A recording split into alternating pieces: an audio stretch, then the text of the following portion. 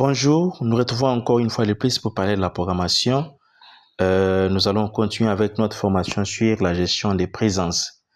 J'ai reçu pas mal de messages en privé, des amis qui m'ont demandé s'il y avait possibilité d'ajouter les boutons modifier et les boutons supprimer à ces formulaires.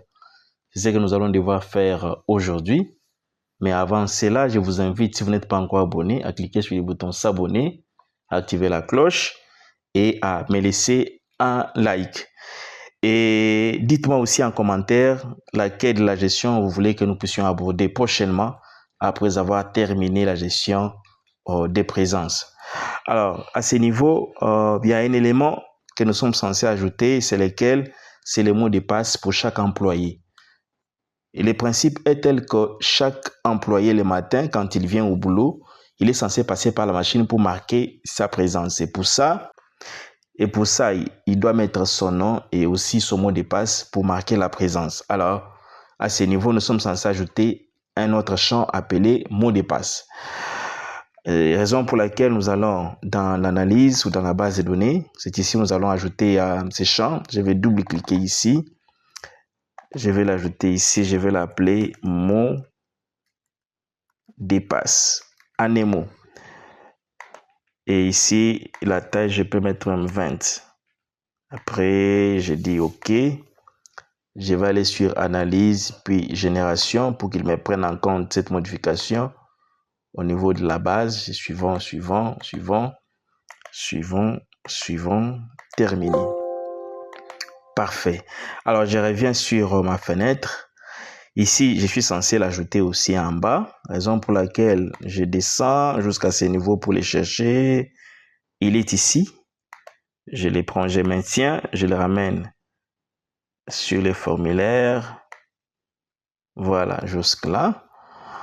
Alors, je peux appliquer la mise en forme en cliquant sur un élément. Je vais sur style, copier et j'applique.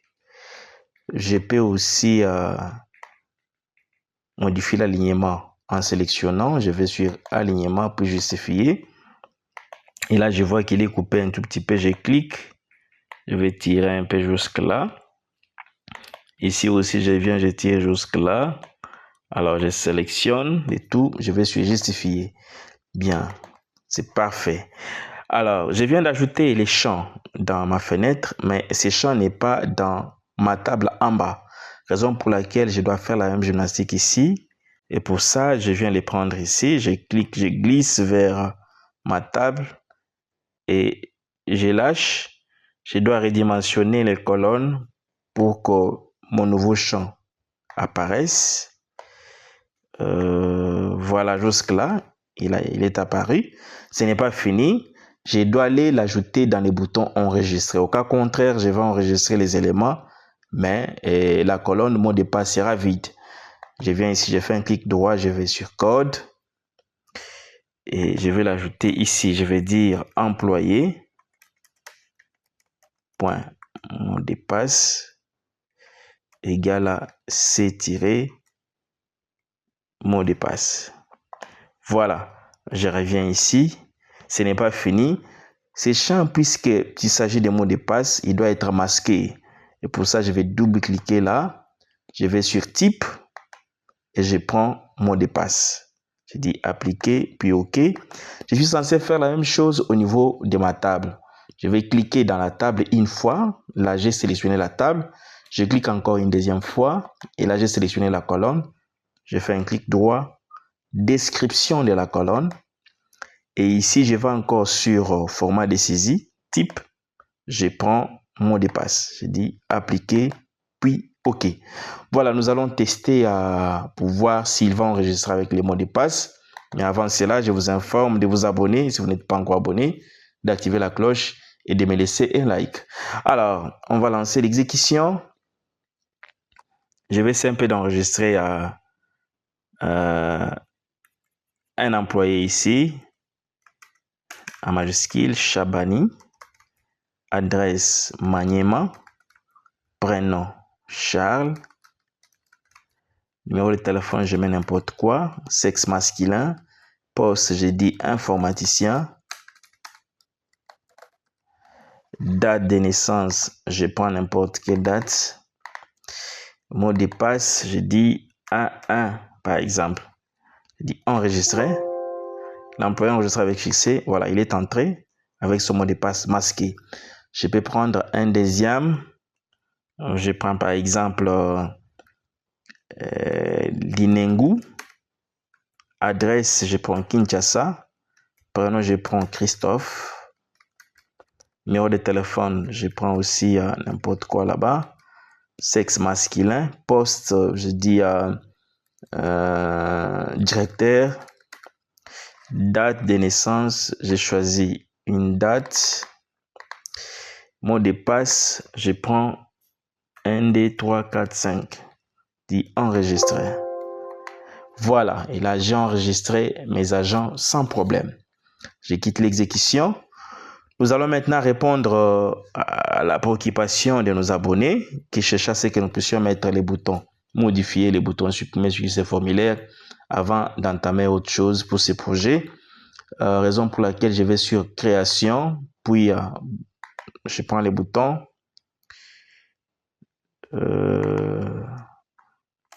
Dedans, je mets modifier.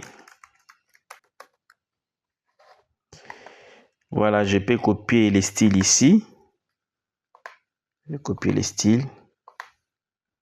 Voilà, c'est parfait. La grandeur, je peux tirer comme ceci, dans ce sens. Je vais encore ajouter le bouton supprimer. Je pouvais même aller là-bas directement, prendre supprimer, il est déjà là. Et mettre ici, là c'est plus rapide. Mais modifier aussi, si vous regardez là-bas, il est là. On pouvait les prendre directement. D'ailleurs, je les prends. J'enlève celui-ci. Bien. Alors, qu'est-ce que nous allons modifier? Avec les boutons modifier, je lance l'exécution. Qu'est-ce qui doit être modifié? Ce sont ces lignes qui sont censées être modifiées. C'est-à-dire, l'utilisateur doit sélectionner la ligne à modifier, de sorte que ces éléments s'affichent là. Il modifie et après, il appuie sur le bouton modifier. Donc, pour l'instant, ce que nous allons faire, c'est de renvoyer les éléments qui seront sélectionnés vers l'écran.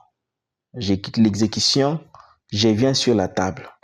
Je fais un clic droit, code. Alors, quand est-ce que la ligne ou les données de la ligne seront renvoyées à l'écran? Et là, c'est à vous de préciser l'événement. Mais moi, je préfère bien que ça soit quand l'utilisateur va double-cliquer sur une ligne. Et pour ça, je vais ajouter l'événement double-clic gauche. Je vais ajouter l'élément double-clic gauche. Je suis en train de sélectionner, de chercher d'abord. Voilà, j'ai bouton gauche double-clic. Je vais ajouter cet événement. Et dedans, qu'est-ce que je vais dire? Pour envoyer ce qui est dans la table vers l'écran, on dit fichier vers écran et on précise la fenêtre. Je dis fenêtre employé. C'est tout. Je reviens. Je reviens sur le formulaire. Je lance l'exécution. Regardez, si je double-clique sur Charles, il renvoie tout ce qui concerne Charles à l'écran. Si je double-clique sur Christophe, il renvoie tout ce qui concerne Christophe à l'écran. Et comme ça, j'ai la possibilité de modifier. Je peux falsifier quelque chose et puis cliquer sur le bouton modifier. Avant de cliquer sur le bouton modifier, je suis censé programmer ces boutons. Et pour ça, je quitte l'exécution. Je reviens rapidement sur modifier. J'entends code. C'est ici on va coder. Il y a deux possibilités de le faire à l'aide d'une requête de modification ou à l'aide de la fonction hmodify. Alors, on va tenter d'abord avec hmodify. Alors ici, qu'est-ce que nous allons dire? On va dire écran vers fichier. On fait maintenant l'inverse. Et ici, on va préciser les sexes. On va dire employé.sexe égale à combo sexe, valeur affichée. Et après, on fait hmodify, la parenthèse, employé. On affiche un message de modification, info, on va dire employé modifié. Et aussi, on peut actualiser la table, on va dire table affiche table employé. On prend ta init pour l'initialisation. Et ensuite, on peut vider mes zones en faisant les rases. Voilà, on va essayer pour voir ce que ça va donner. Je lance l'exécution. Je vais double-cliquer sur Charles. Et ici, je vais par exemple modifier les prénoms. Je vais dire Charles Leroy. J'ai dit modifier. Il me dit employé modifié. Je dis OK. Charles Leroy est entré. Je peux aussi modifier le deuxième enregistrement. Je double-clique. Il s'affiche. Je viens ici au niveau des postes. Je dis directeur informatique. Je dis modifier. Voilà. Et là, j'ai directeur informatique ici. C'est trop simple. Nous abordons aussi les boutons supprimer. Je quitte l'exécution. Pour supprimer, c'est simple. Nous venons sur fin employé. On fait un clic droit, code. Et c'est ici, on va dire. Ici, on va dire écran vert, fichier, fin employé. H supprime, employé. On affiche un message, info, employé, supprimé. Et après, on actualise la table. Table affiche, table employé, virgule, taille init. Et après, on fait les rases.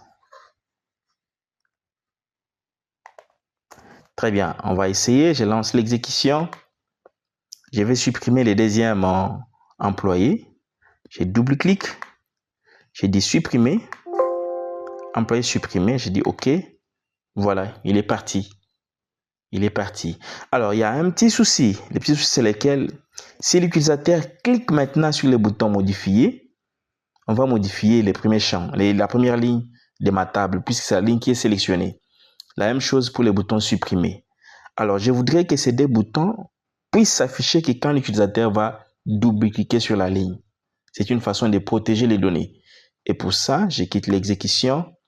Je reviens là. Je vais sélectionner les deux boutons. Faire un clic droit. Aller sur description. Aller sur UI et les rendre invisibles. Je dis appliquer puis OK. Alors, je lance l'exécution. Vous constatez que ces deux boutons manquent. Quand est-ce que les deux boutons vont s'afficher? Les deux boutons ne s'affichent que quand l'utilisateur va double-cliquer sur la ligne. Je quitte l'exécution. Je reviens sur ma table. Je fais un clic droit. Code. Je descends en bas. C'est ici où je vais afficher ces deux boutons. Je vais dire button modifié. Visible égale à vrai. Button supprimé. Visible égale à vrai. Je vais sélectionner les deux éléments. Je vais aller les copier quelque part. Je rentre ici. J'entre dans modifier.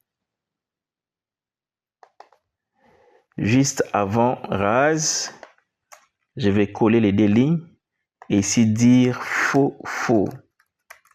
C'est-à-dire quand l'utilisateur clique sur le bouton modifier et qu'il y a modification, les deux boutons doivent être désactivés. Je fais la même chose aussi ici. Code. Je me mets là. Je colle. Je change les valeurs ici en faux. Voilà. Terminé.